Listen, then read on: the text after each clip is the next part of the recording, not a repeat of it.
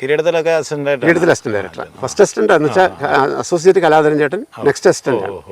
വളരെ പ്രാധാന്യമുള്ള ഒരു സംവിധായകനാണ് കിരീടത്തിൽ. ഈ ജോർജ് സാറുമായിട്ട് ഒരുപാട് നാൾ സഹകരിച്ചല്ലോ. അതെ, എങ്ങനെയാണ് അദ്ദേഹമായിട്ട് ഒരു ഭയങ്കര ഹ്യൂമനാണ്, ഭയങ്കര ക്രിയേറ്റീവ് ഡയറക്ടർ എന്നുള്ള നിലയിൽ അദ്ദേഹം മലയാള സിനിമയിലെ എക്കാലത്തെയും വലിയ ക്രാഫ്റ്റ്മാനാണ്.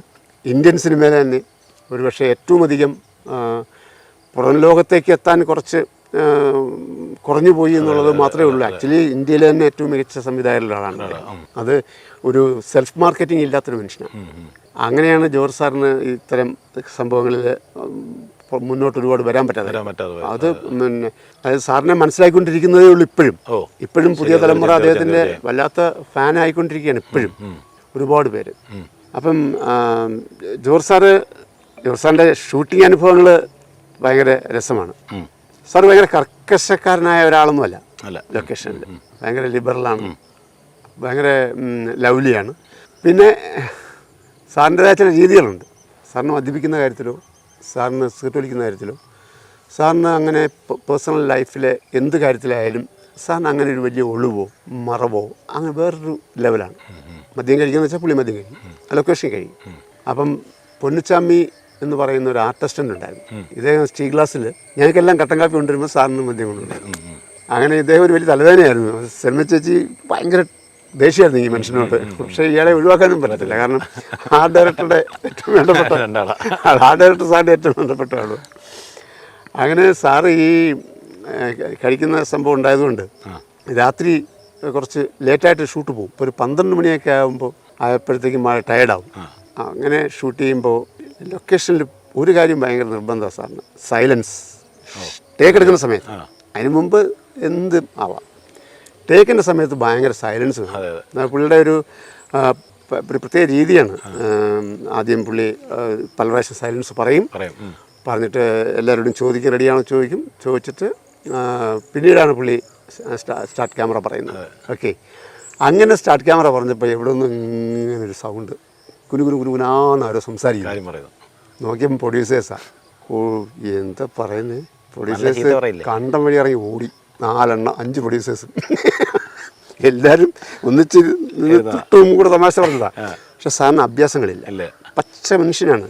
എല്ലാ കാര്യവും പച്ചയായിട്ട് പറയും, ഓപ്പണാണ്, ഒരു മറവും തിരിവൊന്നുമില്ല. യാത്രയുടെ മധ്യം ഷൂട്ട് ചെയ്യുമ്പോൾ ഇതുപോലെ തിരുവല്ലയിലാണ്. തിരുവല്ലയിൽ സാറിൻ്റെ ഏറ്റവും വേണ്ടപ്പെട്ട ഫാമിലിയിലുള്ള കുറച്ച് പുതിയ തലമുറ പിള്ളേർ ജോർജ് സാറിനെ അറിയാതെ ഈ മദ്യം കഴിച്ചിട്ട് രാത്രി വെള്ളം ഉണ്ടാക്കി വെച്ചാൽ ഇതുപോലെ റോഡ് മുഴുവൻ ലൈറ്റപ്പ് ചെയ്തിരിക്കുക. തിരുവല്ല കോഴഞ്ചേരി വലിയ വീതിയുള്ള റോഡാണ്. അപ്പോൾ ഈ ഒരു ബസ് വാടകയ്ക്ക് എടുത്തിട്ട് ആ ബസ്സിലാണ് നമ്മൾ ഫുൾ ഷൂട്ട് ചെയ്തത് 15 ദിവസം. അതൊരു കല്യാണ പെണ്ണിൻ്റെ ആൾക്കാർ കല്യാണത്തിന് പോകുന്നതാണ്. കരമന ജനാനാരി അദ്ദേഹത്തിൻ്റെ മകളുടെ കല്യാണത്തിനാണ് നമ്മളിപ്പോൾ പോകുന്നത്. അപ്പം ഫുൾ ഷൂട്ട് ബസ്സിലാണ്. അതിനകത്ത് വെച്ച് പുള്ളിക്ക് ഒരു അറ്റാക്ക് ഉണ്ടാകുന്നതും പുള്ളി ഹോസ്പിറ്റലൈസ് ചെയ്യുന്നതും പുള്ളി മരിക്കുന്നതും, എന്നിട്ട് ഒരു സംഘം തിരിച്ച് ഈ ബോഡിയായിട്ട് പോകുന്നതും, ഈ പെൺകുട്ടിയുടെ കല്യാണം മുടക്കാൻ പറ്റാത്തതുകൊണ്ട് പെൺകുട്ടിയുടെ കൂടെ ഒരു സംഘം പോകുന്നതും, അതിനിടയിലുള്ള ഈ ബസ്സിലൊരു യാത്രക്കാരനാണ് മുരളിച്ചേട്ടൻ്റെ ക്യാരക്ടർ. പുള്ളി ഒരു പുള്ളി സാഹിത്യകാരനാണ്. പുള്ളിയുടെ ഒരു ഫ്രണ്ടിനെ കാണാനായിട്ട് പുള്ളി പോവാണ്. ഒരുപാട് സംഭവങ്ങളുണ്ട്. രസകരമായൊരു സിനിമയാണ്, പാറപ്പുറത്തിൻ്റെ കഥയാണ്. അപ്പം അതിൻ്റെ ഈ 12 മണി സാറിന് എപ്പോഴും ഉള്ളതാണ്. അങ്ങനെ ലൈറ്റപ്പ് എല്ലാം ചെയ്തിരിക്കുമ്പം ഒരു സംഘം കാറിൽ വന്നിട്ട് ഈ ലൊക്കേഷനിൽ ഇട്ടു, റോഡിൻ്റെ നടുക്കിട്ടിട്ട് ലൈറ്റപ്പൊക്കെ ചെയ്തിരിക്കുക, ബസ് കടന്നു പോകാനുള്ള ഒരു ഷോട്ട് എടുക്കാനാണ്. അപ്പം പുള്ളി ഞങ്ങളെല്ലാം പോയി പറഞ്ഞു, ആര് പറഞ്ഞിട്ട് ഇവർ മാറത്തില്ല. എല്ലാവരും അവസാനം മടുത്തു പറഞ്ഞു. അപ്പം എടുക്കേണ്ട സമയം കഴിഞ്ഞ്, ഷൂട്ട് ചെയ്യേണ്ട സമയം കഴിഞ്ഞു. ആരും പറഞ്ഞു. അവസാനം വേണുചേട്ടൻ, ക്യാമറാമാൻ വേണുചേട്ടനാണ്. അവസാനം ഭയങ്കരമായിട്ട് ദേഷ്യപ്പെടുകയും ചെയ്തു. എന്നിട്ട് അവർ വഴക്കുണ്ടാക്കാൻ നിൽക്കുക. അപ്പോൾ സാറ് പോയിട്ട് പറഞ്ഞു, ഇത് എനിക്ക് ഒരു ഷോട്ട് എടുക്കണം, ബസ് പോകുന്ന ഒരു ഷോട്ട് എടുക്കണം, അതിന് വേണ്ടി ലൈറ്റ് ചെയ്തിരിക്കുക. അവിടെ നിന്ന് എടുത്തോളാൻ പറഞ്ഞു. നിങ്ങളെടുത്തോ, റോഡ് ഇഷ്ടം പോലെ കിടക്കുകയല്ലേ, നിങ്ങൾ എവിടെ മുണ്ടേ എടുത്തു. അല്ല, നിങ്ങളൊന്ന് മാറണം, ഈ വണ്ടി ഇതുവഴിയാണ് പോകേണ്ടത്, അതിനുവേണ്ടി ഇവിടെയാണ് നമ്മൾ ലൈറ്റ് ചെയ്തിട്ട്, നിങ്ങൾ ഇത്തിരി അങ്ങോട്ട് മാറ്റിയിട്ടാൽ മതി. അവരൊന്നും മാറ്റിത്തരുന്നില്ല. അപ്പോൾ സാറ് പറഞ്ഞു, ഞാൻ ഈ ഷൂട്ട് ചെയ്യാൻ പെർമിഷനൊക്കെ എടുത്തിട്ടാണ് ഷൂട്ട് ചെയ്യുന്നത്. അപ്പോൾ അവർ പറഞ്ഞു, ഞങ്ങൾ ടാക്സ് കൊടുത്തിട്ടാണ് വണ്ടി ഓടിക്കുന്നത്. അപ്പോൾ സാറ് പറഞ്ഞു, ഞാനും ടാക്സ് കൊടുത്തിട്ട് അത് കൊണ്ടുവന്നേക്കുന്നത് പറഞ്ഞു. ഇവർ ചോദിച്ചു, എന്തിനാണ് ടാക്സ് കൊടുക്കുന്നത് ചോദിച്ചു. നിങ്ങളെന്തിനാണ് ടാക്സ് കൊടുക്കുന്നത് ചോദിച്ചു. പിന്നെ ജോർജ് സാറിൻ്റെ കയ്യിൽ നിന്നില്ല. പുള്ളി ഒരു തെറി പറഞ്ഞു, സാമാന്യം മോശമല്ലാത്ത തെറി. അതിങ്ങനെ എക്കോ പോലെയാണ്. അത് ഇങ്ങനെ വലിയ ഫേമസ് ആയി ആ സംഭവം. മുരളിച്ചേട്ടനൊക്കെ പിന്നെ ഇതിൻ്റെ ആരാധകരായി, ഇതിൻ്റെ പ്രചാരകരുമായി. അങ്ങനെ ഇത് ഭയങ്കര ഹിറ്റാണ് ഈ സാധനം. ഇൻഡസ്ട്രി മൊത്തം അറിയാവുന്ന തെറിയാതെ.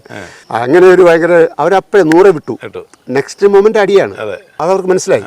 ഇവന്മാരുടെ വെള്ളമെല്ലാം ഇറങ്ങി അവർ അപ്പോഴേ വണ്ടി വിട്ട് പോവുകയും ചെയ്തു.